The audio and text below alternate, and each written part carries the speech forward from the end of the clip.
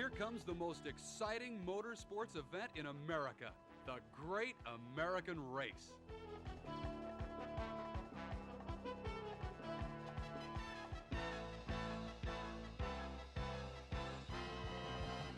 What's the best part of this race? The challenge is the best part of it, the challenge of doing something like this. Yeah, I mean, we have so many people coming out and being participants, and the cities and everything, and the crowds that we meet everywhere we go. It's just amazing, the turnout that we get, the people that want to see this type of event.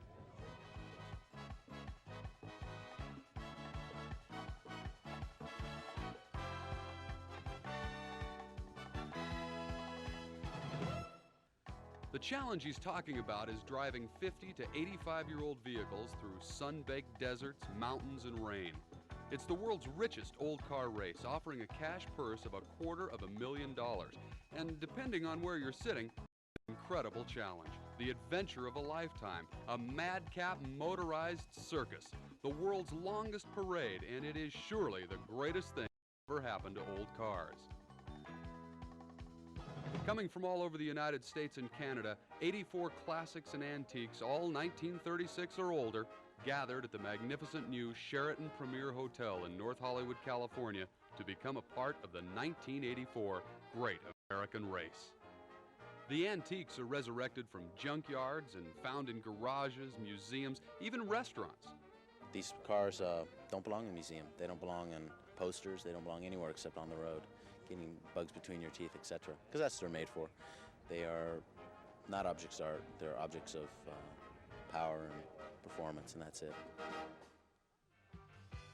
Minor modifications are allowed in the interest of safety and preservation of these historical vehicles. All vehicles undergo a thorough safety and roadworthiness inspection. Prior to the event, the course is pre-run several times by the SCCA, the Sports Car Club of America, and measured to within 1/100th of a mile by computer. Speeds, never exceeding posted limits, are assigned to different segments of the course. The team that comes closest to averaging the pre-assigned speeds is the winner. Ahead is 3,000 miles of serious competition for one of the biggest cash purses in motorsports. Beginning at the Sheraton Premier in Los Angeles, stopping in Las Vegas, the race runs through Flagstaff, Albuquerque, Amarillo, Dallas, Wichita, St. Louis, and Chicago before heading for the famed Brickyard in Indianapolis, Indiana. $250,000 is up for grabs, with $100,000 going to the winner and $25,000 for the oldest car to finish. Many say that just finishing would be enough, but with $250,000 at stake, fierce competition is assured. The entrants, dressed in period costumes, relaxed one last time at the Great American Race Ball, staged by the North Hollywood Chamber of Commerce. The ball was a benefit for the Alicia Ann Roosh Center. Les Brown and his band of renown played through the night as the teams contemplated the long road ahead. What are you guys doing? We're in the Great American Race. We've got a 1930 Studebaker President Roadster. It's the last one left in the world, and we're back in the 1930s right now. What do you think your chances of pulling this thing off are? Well, 100% chance. Really? We're going to be #1, you bet. You're going to finish first? Yes, sir. Is this the kind of preparation that should be going on the night before a race? We're much better off than we were last year. Why so? We practiced this time for a couple hours. They suggested we go on an SCCA rally first, and we even took their advice We this even year. read the instructions this year. You did? So we're definitely going to win. I mean, how We can even we have a lose? watch this time that works. The cars were greeted by a beautiful Southern California morning as they cranked up and were ready to go. How did you prepare for this? A lot of mental activity went on. I mean, I've really been trying to get my head ready for this thing. I've been doing a lot of praying, I'll tell you that. My husband's been working on the car. Kara's automobile collection prepared the car. So I'm really confident that the car is ready, and I am too.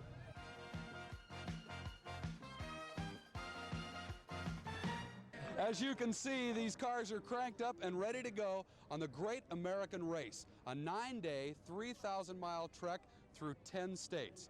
It is One of the most unique auto rallies you'll ever see. It's not a race of speed, it's a test of driving skills and navigational skills and the ability to stay at an assigned speed through the entire trip. With me to tell us all about what's going on, some of the great stories and pageantry that's part of this incredible spectacle, Barbi Mitchell. And Barbi, 84 cars entered in this race, but really each one is a story unto itself, aren't they? Bob, with all these glittering carriages of yesteryear, we'll be able to follow and tune into the perils of Jennifer Goodhart as she takes to the highway in her fancy pink and white Roadster. And of course, to the delight of so many, that 1910 bright red fire engine is ready to make its way across the country with bells on, sirens, and the whole bit. Well, with these cars as the stars and America as the stage, let's lift the curtain on one of the most incredible stage plays you'll ever see.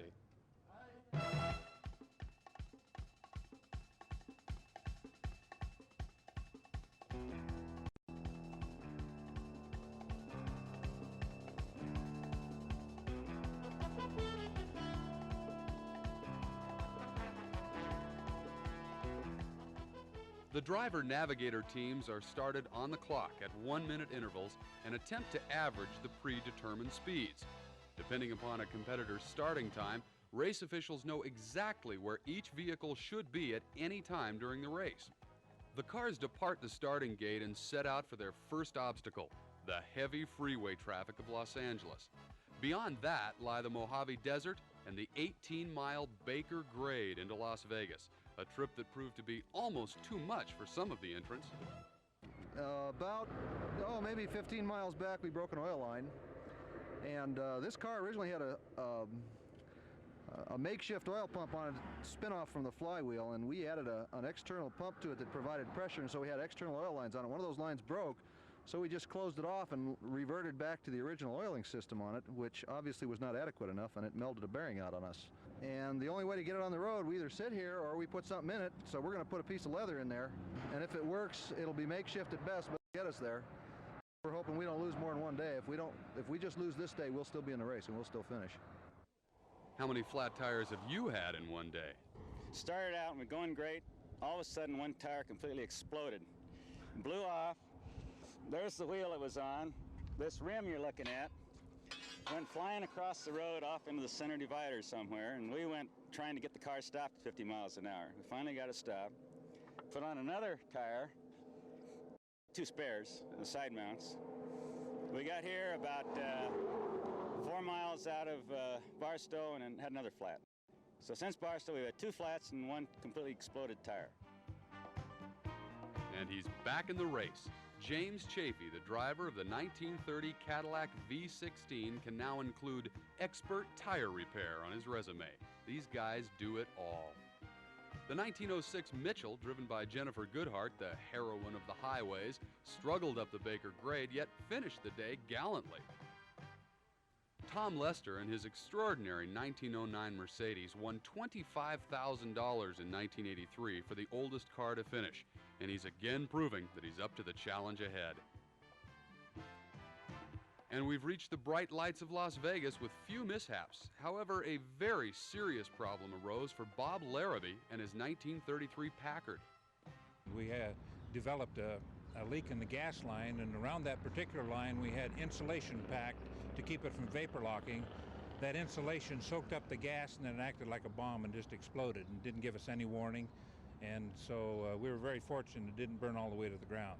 I find this incredibly hard to believe, but you're back in the race. Yes, we spent all night. I've got a great crew, and we had all the extra parts. Our mechanic is a Packard collector also, and he had all the extra parts that we needed, and we put on a new carburetor and a new distributor and all new wiring under the hood and under the dash, but we're back in the race.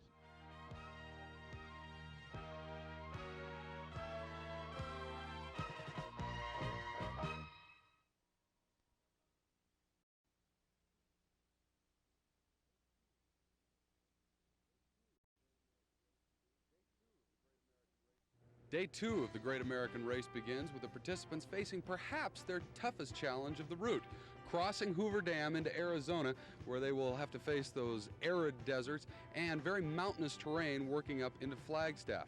Now, crossing the high desert of California was a very tough ordeal for many of the cars. Some of them had trouble making it, but many of the mechanics were up throughout the night getting the cars ready for the second day. Bob Larrabee and his battle-scarred Packard continued on to Kingman, Arizona for a midday lunch stop along with fellow competitor Gary Wales in his unique 1936 Bentley Boattail Speedster. Dennis Holland and Wayne Stanfield did not complete last year's event, but they are determined to make it to Indy in their 1909 Buick Racer. Curtis Graff and his 1911 Oldsmobile Speedster fell victim to the Arizona desert, but quick thinking, a fresh stick of gum, and a shot of coolant put them back on the road. As the Speedster motored on, we found John Williams in his 1936 Railton being loaded into the Passport transport truck. What's the problem with the car? We lost a rod. Just coming up the grade here? Yeah, just coming down through the last draw there, why she started to make a noise, which we are very familiar with. And why are you familiar with it? Because it's happened 2 times before in the last 4 days. If we can locate some spare rods for it within the next day, why we can be back in the race, no problem at all. The biggest thing that's going to happen to us is because we didn't finish yesterday due to the second rod, we won't finish today due to this rod, so that knocks us out of contention because we can only drop 1 day. As the racers conquered the Continental Divide, Eugene McGuire, driver of Dr. Robert Fuson's world-famous 1912 LaFrance fire truck, paused at a rest stop to catch his breath. You're still smiling. Yeah. Oh, yeah. This helmet keeps the bug off my teeth, though, you see, this year. How's it running? Oh, just running great. Are you surprised by the fact that it's running well? No, no. No, we run the race last year, and we didn't have any trouble with it, and we didn't really feel we would this year. It's just a good, solid truck. They would arrive in Flagstaff before nightfall to be welcomed by Louis McCoy, a local Oldsmobile dealer who opened his entire facility to the competitors. Here they did everything from totally overhauling engines to doing the minor maintenance that was required to keep these classics on the road. Don, what are you working on here? Well, we're taking up on our brakes a little bit. This 1934 Ford has its original mechanical brakes. Well, the kind of hills that you've got here in California and Arizona, this little flatland Ford needed them taken up a little bit. Meanwhile, Eugene experienced a slight problem coming into Flagstaff. Although you may not want to talk about it, we can't escape the irony of this situation. It's a bad. Fire today on a fire truck. Fire here on a fire truck. We pulled in and we'd lost, well, running down the interstate, one of the sirens, our big 12-volt, in fact, that's the largest 12-volt siren they produce, just took off on its own and was just going crazy. So we got out and got the main cable off the rascal that fed several of the lights and other things on it in our ignition system and run it on the rest of the way on mags. And we got in here in the lot and hooked the cable back on and trying to trace it down, and it started smoking. So we got out of here because, you know, it's bad if you're going to take a do not f***, you know, but you just can't burn up a fire in the lot.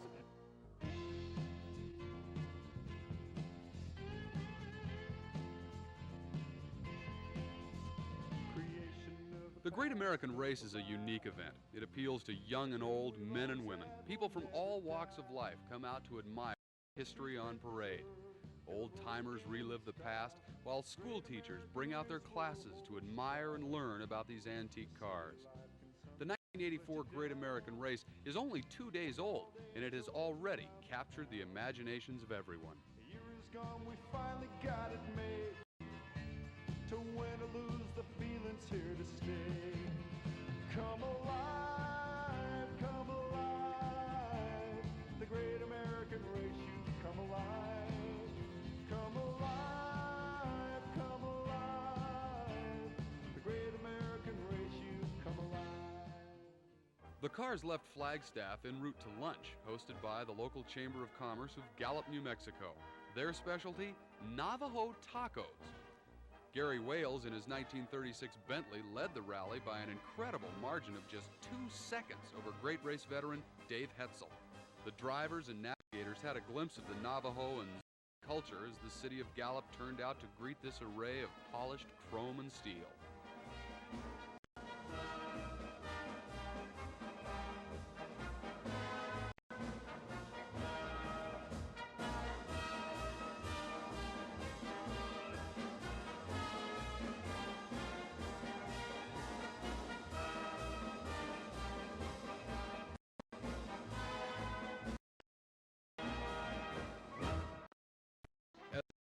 incredible as it may seem, only 4 months ago, Dieter Lang's 1920 Buick Doctor's Coupe was a pile of nuts, bolts, and rusted fenders sitting in his driveway. Dieter's expertise in restoration enough to get this relic 20 back on the road again. The competitors finished their day rally. However, like Jennifer Goodhart, the rally ended much too soon. Well, at first I had a little bit of a carburetor problem, but I pulled all the way up that 18-mile Baker grade going into Vegas, and I thought we really had it made. But then we had a sticky valve, a couple other problems, and it just turned out to be too much for that poor little Mitchell. You just kept driving, though. You knew you had troubles, but you weren't about to give up. I'll tell you, the most exciting thing that happened was pulling into Las Vegas under our own steam and having everybody there just waving and screaming.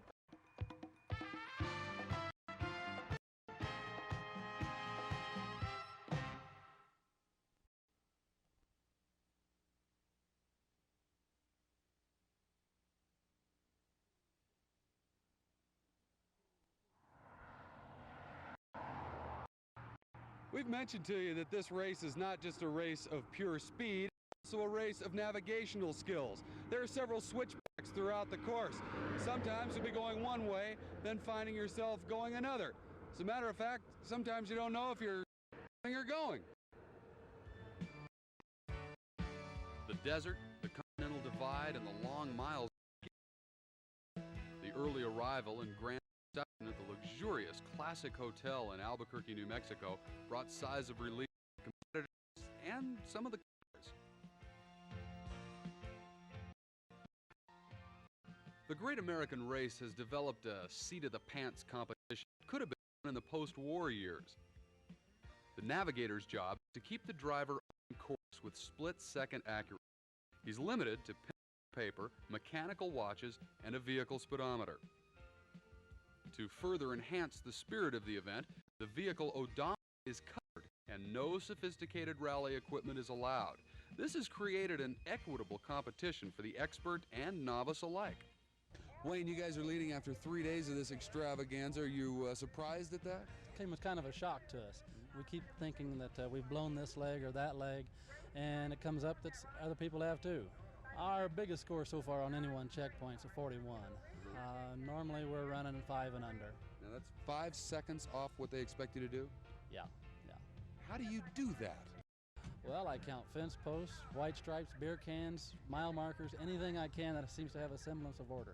You don't have any speedometer, right? We have a speedometer, but no odometer. Odometer, okay. So what are you comparing? How do you count a fence post and compare it to what? Well, how many there, fence posts are usually spaced a rod apart. That's 16.5 feet. The mile markers on the interstate are, of course, a mile apart, but what people don't realize is that each one of those posts in between there are a specified distance too. Okay. So you've got to keep your eye on everything along the road. Yeah, Frank looks up and says, "What are you counting now?" And I'm counting anything that comes along and trying to keep it in order.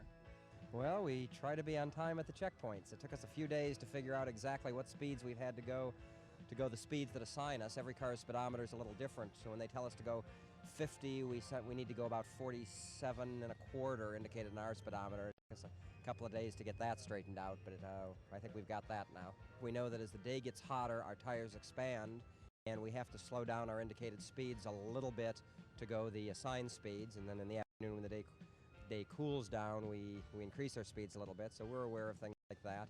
It looks to the casual observer that this is a lot of fun to do, but it is a lot of work. It's a whole lot of work, yeah. Wayne, good luck to you the rest of the trip. Thank you very much. Next on our agenda for Day 4 is brunch in Santa Fe and tea in Tucumcari. One of America's most unique settings hosted a mid-morning brunch for the drivers and navigators. Mayor Montano of Santa Fe, New Mexico, welcomed the Great American Race to town. It was one of many cities that officially declared Great American Race Day. A select few didn't have time to greet the mayor and enjoy brunch to its fullest. Our heroes are now trying to light a fire in the fire truck. Ready? Yeah. Get it, Gene.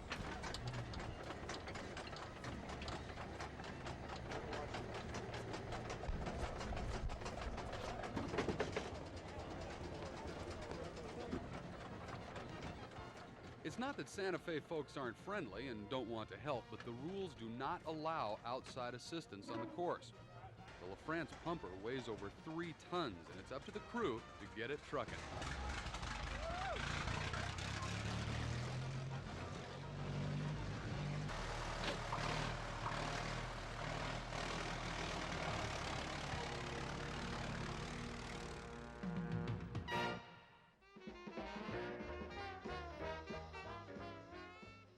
If Dick makes it, we will have a feat to be remembered. 3,000 miles in a 2-cylinder Buick. Keep pedaling, Dick. Bud Eakin's bike was one of 4 Harley-Davidsons with